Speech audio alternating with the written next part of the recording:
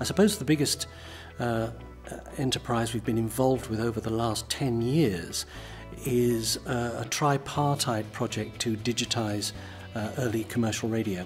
The problem was, for academics and scholars and students, there was very little material from those early days that was available. And really, I think it's brought back a whole lost era of material. Material is, for us, something that we can exploit in terms of teaching. It has to be that. We're not just a place where people leave material, however interesting that may be. It has to have an academic significance. And it's only really by looking at that material and going back and analysing it that we get a true perspective of where we are now, but probably more importantly, where we're going in the future. The university is now engaging into a new era. And I think I'm very excited because the university now feels that research is very important. So the whole environment is all pro-research. I think that's important.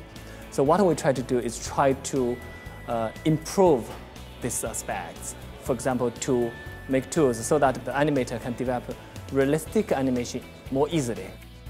Currently, we had a research project with the NHS that is to investigate how to physically stimulate the organic organs to help the surgeon to practice to do real surgery.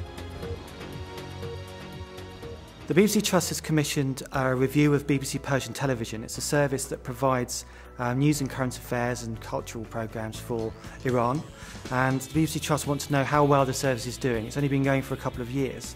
So what they're doing is they've commissioned this large review. And as part of that review is to do a content analysis of news and current affairs to make sure that output is congruent with BBC guidelines on impartiality.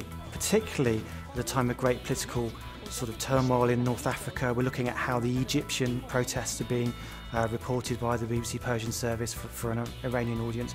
All that kind of stuff is really rich material which will feed back into the teaching, into lectures, into seminars, into the kind of material that we're getting our students to look at and to analyse and critique. So to have that dynamic between the research that we're doing right now and the teaching that we're doing right now is really, really exciting.